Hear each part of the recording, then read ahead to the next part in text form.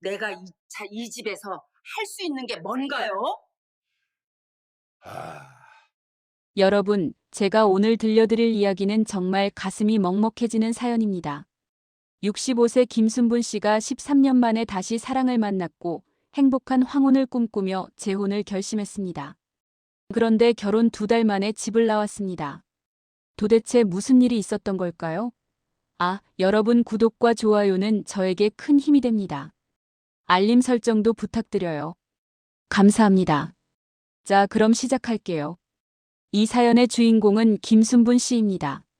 순분 씨는 남편을 먼저 떠나보낸 후 13년이라는 긴 시간을 혼자 살아왔습니다. 남편이 돌아가신 건 순분 씨가 52세 때였습니다. 갑작스러운 심장마비였습니다. 어느 날 아침 남편이 출근 준비를 하다가 쓰러졌고 병원으로 급히 옮겼지만 결국 깨어나지 못했습니다. 순분 씨는 그날의 충격에서 오랫동안 헤어나오지 못했습니다. 처음 몇 년은 정말 힘들었습니다. 아침에 눈을 뜨면 옆자리가 비어 있는 게 믿기지 않았습니다. 밥을 하다가도 텔레비전을 보다가도 문득문득 남편 생각이 났습니다. 함께 살았던 30년이라는 시간이 너무나 소중하게 느껴졌습니다.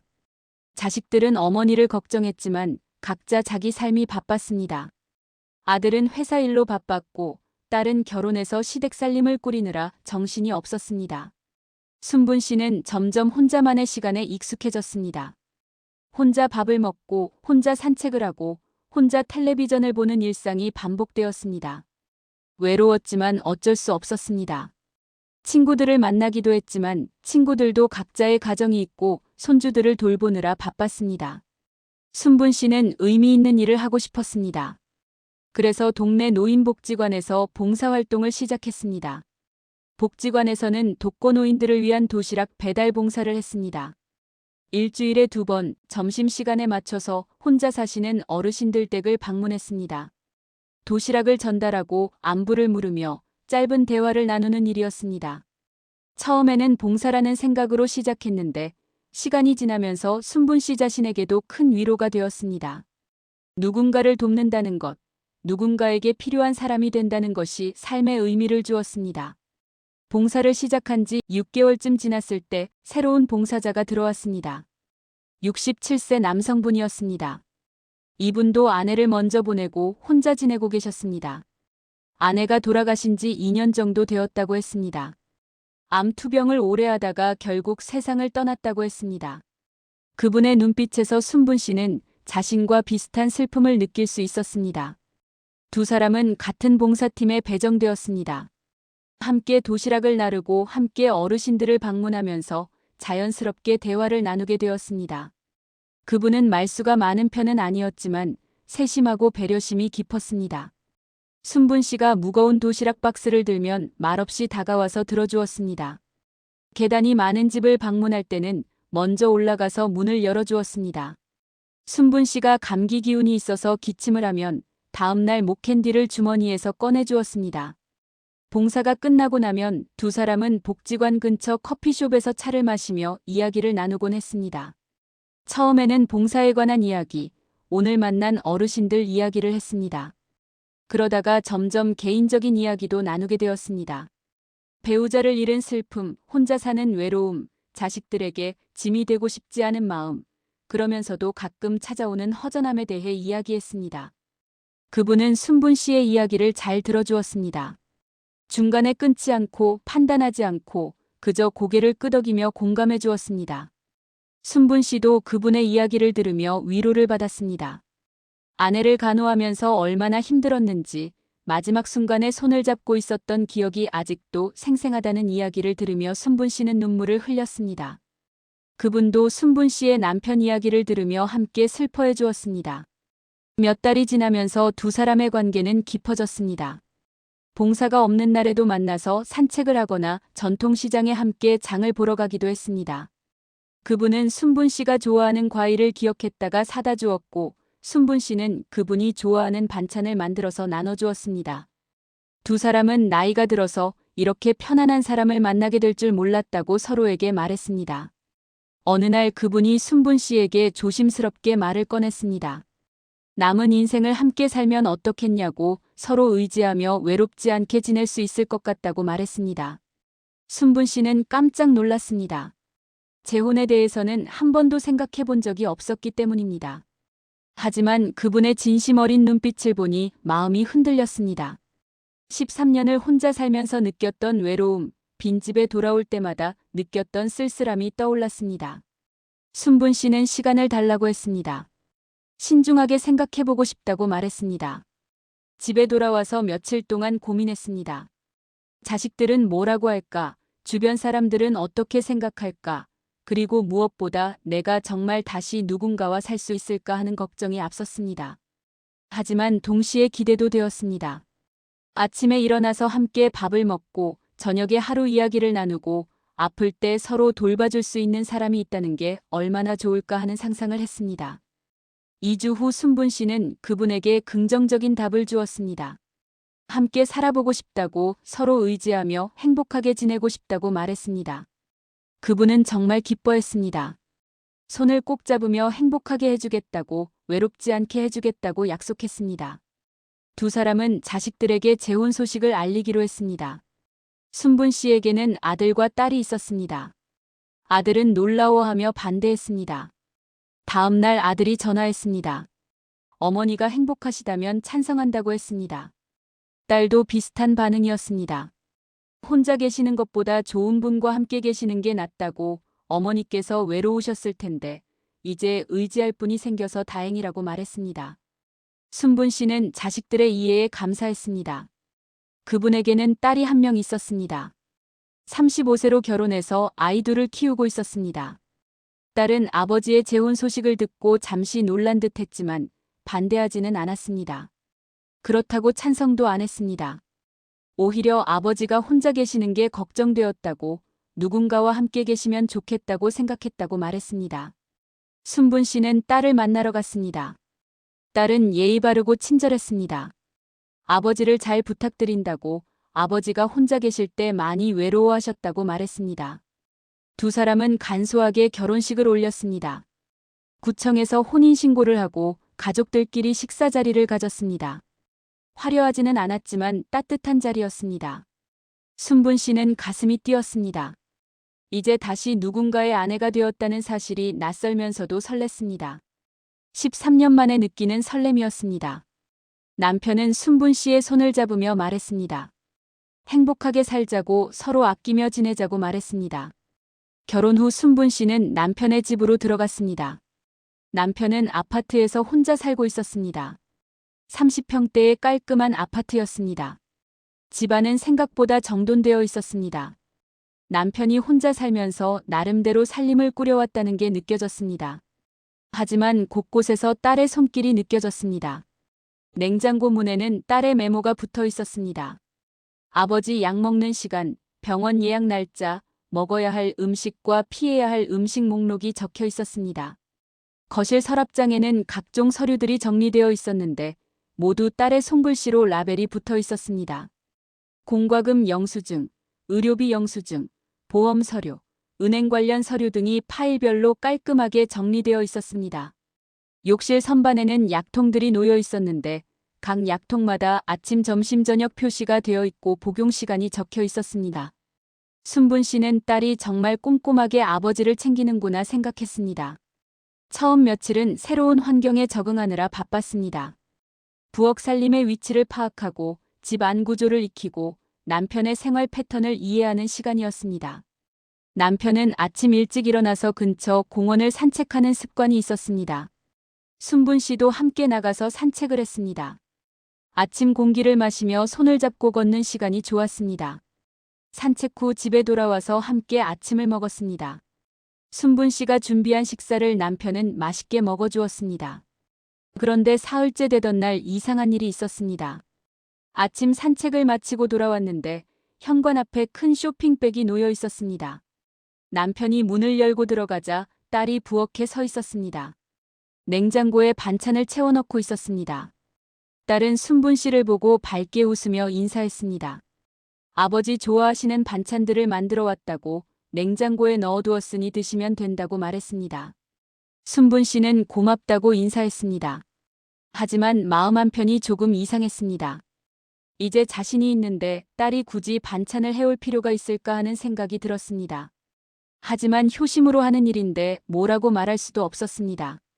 딸은 냉장고 정리를 마치고 아버지와 잠시 이야기를 나누다가 갔습니다. 가면서 일주일 후에 다시 오겠다고, 그때 반찬 다시 채워드리겠다고 말했습니다. 저녁 식사를 준비하려고 순분 씨가 냉장고를 열었습니다.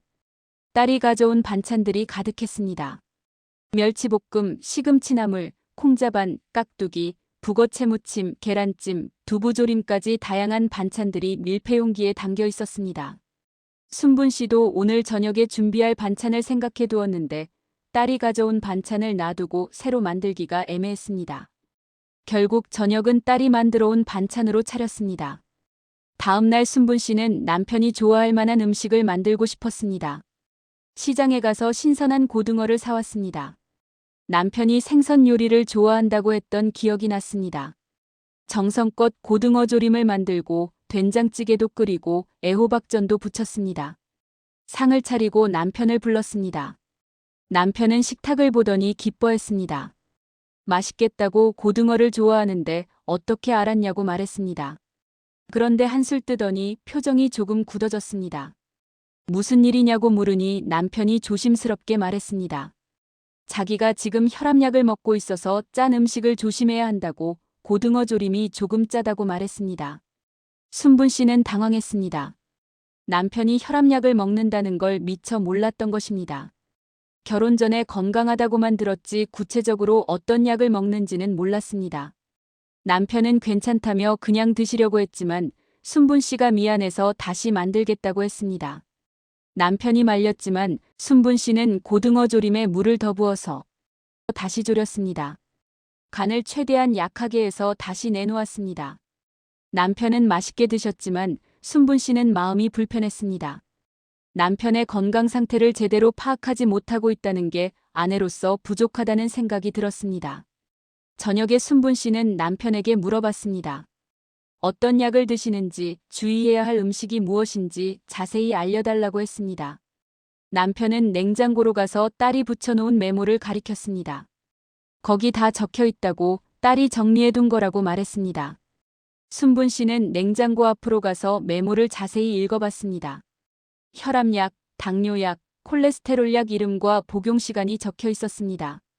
그 아래에는 피해야 할 음식 목록이 있었습니다. 짠 음식, 기름진 음식, 튀긴 음식, 단 음식, 밀가루 음식을 조심하라고 적혀 있었습니다. 그리고 일주일 식단표까지 붙어 있었습니다. 월요일부터 일요일까지 아침, 점심, 저녁 메뉴가 상세하게 적혀 있었습니다. 순분 씨는 조금 당황스러웠습니다. 자신이 식단을 짜고 음식을 준비하고 싶은데 이미 다 정해져 있었던 것입니다. 남편에게 물었습니다.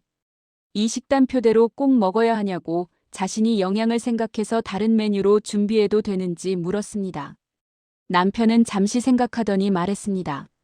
딸이 영양사랑 상담에서 짠 식단이라고, 자기 건강에 가장 좋은 메뉴들이라고 했습니다. 가능하면 이대로 하는 게 좋겠다고 말했습니다. 순분 씨는 알겠다고 대답했지만 마음이 무거웠습니다. 며칠 후 순분 씨는 집 안 청소를 하려고 했습니다. 결혼하고 일주일이 지났는데 제대로 청소를 한번 하고 싶었습니다. 청소 도구를 꺼내서 거실부터 시작했습니다. 소파를 치우고 진공 청소기를 돌리고 걸레질을 했습니다. 열심히 청소를 하는데 남편이 다가왔습니다. 뭐 하냐고 물었습니다. 청소하고 있다고 대답했더니 남편이 말했습니다. 목요일마다 딸이 청소업체를 불러준다고, 전문업체에서 구석구석 다 청소해주니까 굳이 힘들게 안 해도 된다고 말했습니다. 순분 씨는 그래도 자기가 사는 집인데 자기가 청소하고 싶다고 말했습니다. 남편은 알겠다며 그냥 두었습니다. 하지만 순분 씨는 이상한 기분이 들었습니다. 청소마저도 자기가 할 필요가 없다는 말처럼 들렸기 때문입니다. 목요일이 되었습니다. 오전에 초인종이 울렸습니다. 청소업체 직원이었습니다. 남편이 문을 열어주고 청소를 시작하라고 했습니다. 여자 한 명의 직원이 들어와서 집안 곳곳을 청소했습니다. 거실, 방, 주방, 화장실을 꼼꼼하게 청소했습니다. 순분 씨는 옆에서 지켜보다가 자기도 돕겠다고 했습니다. 하지만 직원이 괜찮다고 자기가 다 할 테니 편히 계시라고 말했습니다. 청소가 끝나고 직원이 돌아간 후 순분 씨는 남편에게 물었습니다. 청소 비용은 얼마냐고 자기도 반씩 내겠다고 말했습니다. 남편은 괜찮다고 딸이 카드로 결제해준다고 말했습니다. 딸이 매달 청소비를 내준다는 것이었습니다. 순분 씨는 더 이상 말하지 않았지만 자신이 이 집에서 할 수 있는 일이 점점 없어지는 것 같았습니다. 결혼한 지 2주가 지났을 때였습니다. 남편이 감기 기운이 있다고 말했습니다. 기침이 나고 목이 아프다고 했습니다. 순분 씨는 병원에 가자고 했습니다. 동네 내과에 가서 진료를 받으면 될 것 같다고 말했습니다. 남편은 괜찮다고 약 먹으면 나을 것 같다고 했습니다. 하지만 기침이 계속되어서 순분 씨가 다시 병원 가자고 설득했습니다. 남편이 전화기를 들었습니다. 순분 씨는 병원 예약을 하는 줄 알았는데 남편이 딸에게 전화를 걸었습니다. 자기가 감기 걸린 것 같다고 병원에 가야 할 것 같다고 말했습니다. 전화를 끊고 나서 남편이 말했습니다. 딸이 오후에 시간 내서 데려다 준다고 자기가 다니는 병원으로 가자고 말했습니다. 순분 씨는 자기가 모시고 가겠다고 했습니다. 아내인데 당연히 자기가 함께 가야 한다고 말했습니다. 남편은 괜찮다고 딸이 가는 게 편하다고 말했습니다. 왜 편한지 물으니까 남편이 대답했습니다. 딸이 자기 병원 기록을 다 알고 있고 의사 선생님께 설명도 잘해준다고 그동안 계속 딸이 함께 갔다고 말했습니다. 순분 씨는 그래도 이제는 자기가 있지 않냐고 앞으로는 자기가 함께 가겠다고 말했습니다. 오후에 딸이 왔습니다. 순분 씨도 함께 병원에 갔습니다. 세 사람이 함께 병원에 도착했습니다. 접수를 하는데 딸이 자연스럽게 앞으로 나가서 아버지 진료 카드를 내밀었습니다. 접수 직원이 보호자 이름을 물었습니다. 딸이 자기 이름을 말했습니다. 순분 씨는 옆에 서 있었습니다. 접수 직원은 딸을 보호자로 등록했습니다. 진료 순서를 기다리는 동안 순분 씨는 남편에게 말했습니다. 병원 기록에 보호자를 자기로 바꾸고 싶다고, 이제 배우자인데 당연히 자기가 보호자가 되어야 한다고 말했습니다. 남편은 그럴 필요 있냐고 딸로 되어 있어도 문제 없다고 말했습니다. 딸도 거들었습니다. 아버지 병력을 자기가 다 알고 있으니까 자기가 보호자로 되어 있는 게 좋다고 나중에 바꿔도 늦지 않다고 말했습니다. 진료 차례가 되었습니다. 간호사가 보호자 한 분만 들어오시라고 했습니다. 딸이 먼저 아버지를 부축해서 진료실로 들어갔습니다.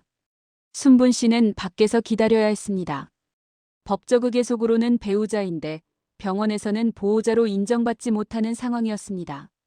10분쯤 지나서 진료가 끝나고 나왔습니다. 딸이 처방전을 들고 있었습니다. 약국에서 약을 받았습니다. 약사가 복용 방법을 설명했습니다. 딸이 고개를 끄덕이며 듣고 있었습니다. 집으로 돌아와서 딸이 약을 정리했습니다. 약통을 꺼내서 아침, 점심, 저녁으로 분류해서 담았습니다. 각 약통에 메모지를 붙여서 복용 시간을 적었습니다. 순분 씨가 자기가 하겠다고 했습니다. 앞으로는 남편 약을 자기가 챙기겠다고 말했습니다. 딸이 웃으며 말했습니다. 아버지 약이 여러 가지라서 복잡하다고, 자기가 항상 해왔으니까 익숙하다고, 실수하면 안 되니까 자기가 계속하는 게 좋을 것 같다고 말했습니다. 그 말투는 친절했지만 순분 씨는 그 안에 담긴 의미를 느낄 수 있었습니다. 당신은 잘 모르니까 손 떼지 말라는 뜻이었습니다. 결혼한 지 3주째 되던 날이었습니다. 다음 주가 남편의 생일이었습니다. 순분 씨는 남편을 위해 특별한 생일상을 준비하고 싶었습니다. 아내로서 남편의 첫 생일을 의미 있게 보내고 싶었습니다. 남편이 좋아하는 음식을 물어봤습니다. 남편은 갈비찜을 좋아한다고 했습니다. 순분 씨는 좋은 한우갈비를 사서 정성껏 갈비찜을 만들기로 계획했습니다. 케이크도 주문하고 작은 선물도 준비했습니다. 남편이 산책할 때 쓸 수 있는 좋은 모자를 샀습니다. 생일 며칠 전부터 설레는 마음으로 준비했습니다. 그런데 생일 이틀 전에 딸에게서 전화가 왔습니다. 아버지 생신이니까 자기가 점심에 가겠다고, 음식 준비해서 가겠다고 말했습니다. 순분 씨가 대답했습니다. 자기가 이미 준비하고 있다고, 아내니까 당연히 자기가 생일상을 차려야 한다고 말했습니다. 딸은 잠시 침묵하다가 말했습니다. 매년 자기가 아버지 생신상을 차렸다고, 아버지가 자기가 하는 방식을 좋아하신다고, 올해도 자기가 하면 안 되겠냐고 물었습니다. 순분 씨는 단호하게 말했습니다. 이제는 자기가 아내니까 자기가 하겠다고. 딸의 호의는 고맙지만 이번에는 자기가 준비하겠다고 말했습니다. 딸은 알겠다고 대답했지만 목소리에서 불만이 느껴졌습니다. 전화를 끊고 나서 순분 씨는 남편에게 말했습니다. 딸이 생일상을 준비하겠다고 했는데 자기가 하겠다고 했다고 괜찮겠냐고 물었습니다. 남편은 알겠다고 순분 씨가 하고 싶은 대로 하라고 말했습니다. 하지만 표정이 그리 밝지 않았습니다. 생일 당일이었습니다. 순분 씨는 아침 일찍 일어나서 미역국을 끓였습니다. 생일에는 미역국을 먹어야 한다는 전통을 지키고 싶었습니다. 그리고 갈비찜을 준비하기 시작했습니다. 갈비를 손질하고 양념을 만들고 천천히 정성껏 졸였습니다. 남편이 좋아할 만한 다른 반찬들도 준비했습니다. 상을 정성스럽게 차리고 케이크를 꺼내 놓았습니다. 점심시간이 되었습니다. 남편을 식탁으로 모셨습니다. 남편은 고맙다고 수고했다고 말했습니다. 그런데 그때 초인종이 울렸습니다. 남편이 문을 열러 갔습니다.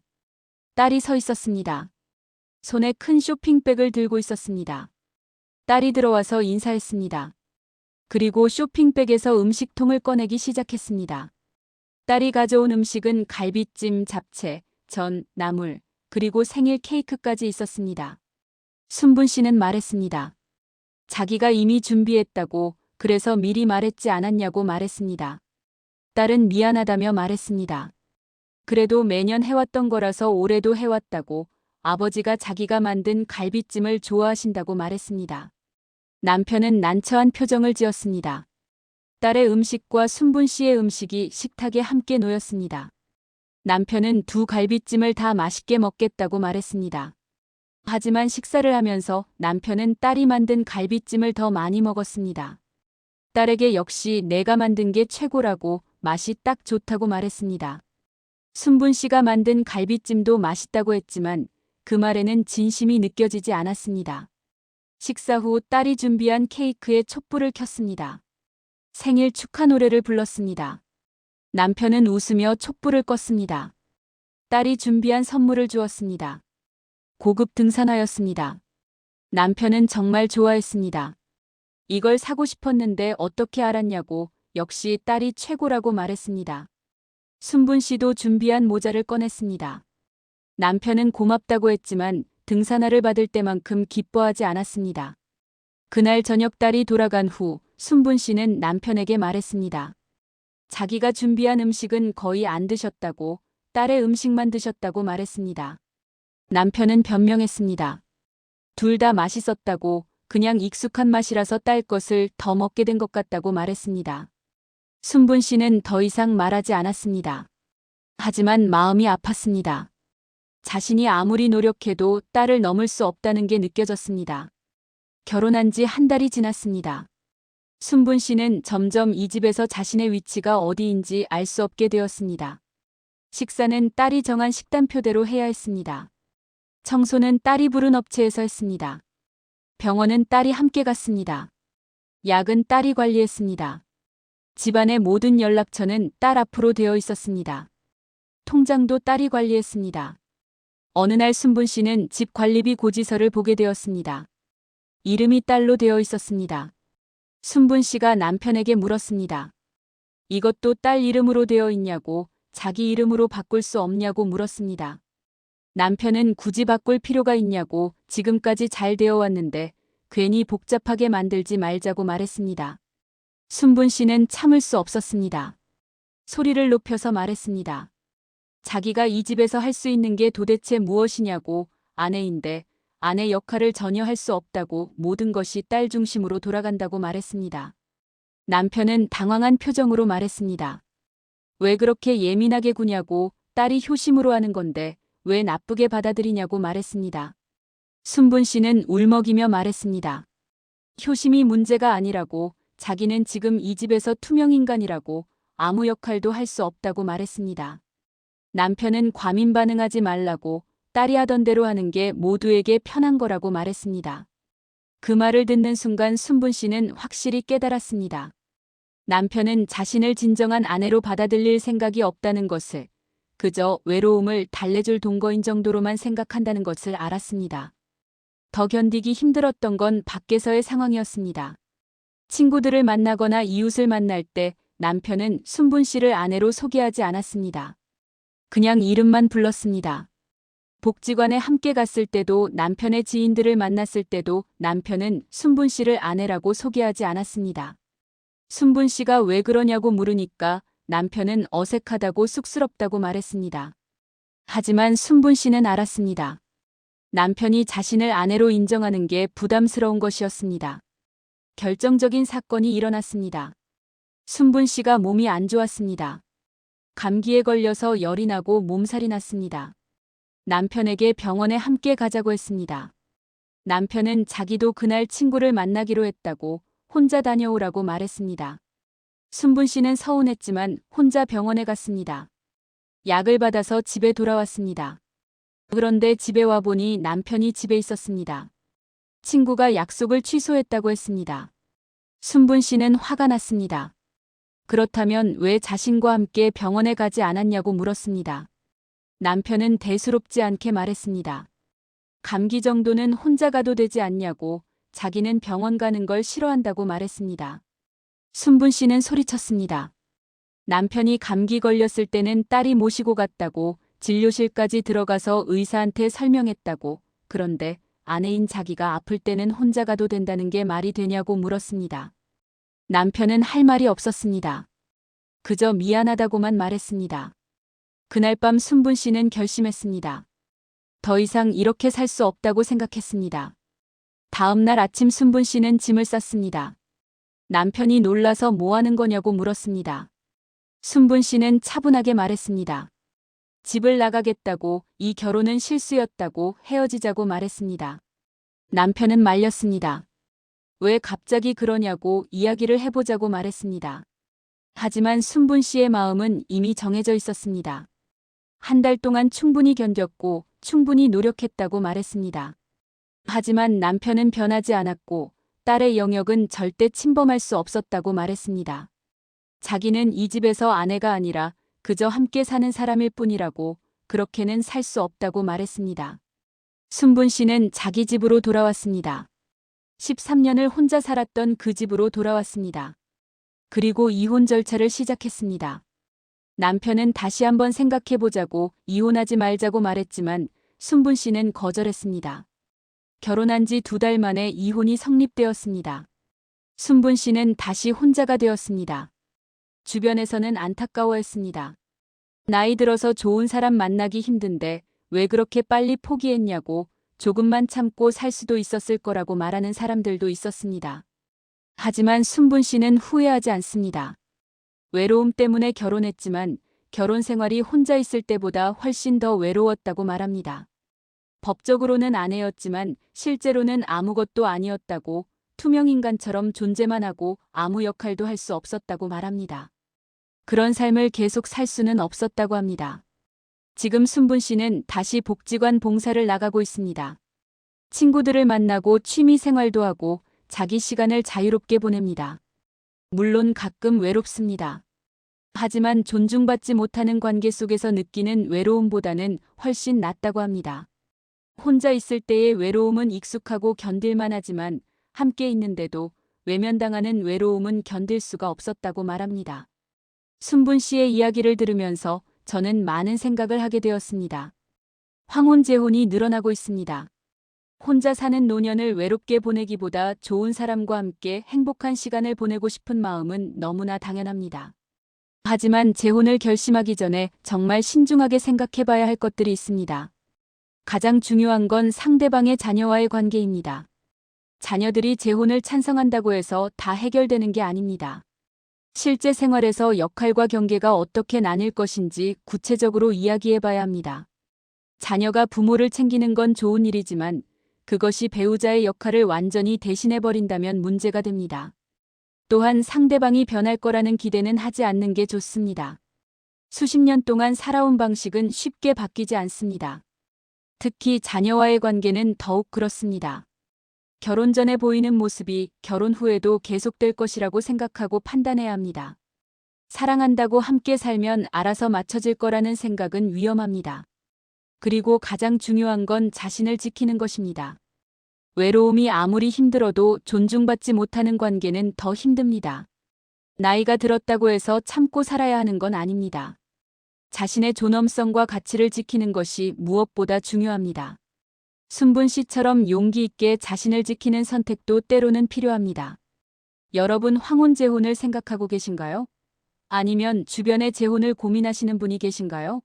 사랑도 중요하지만 현실적인 문제들을 꼭 짚어보시기 바랍니다.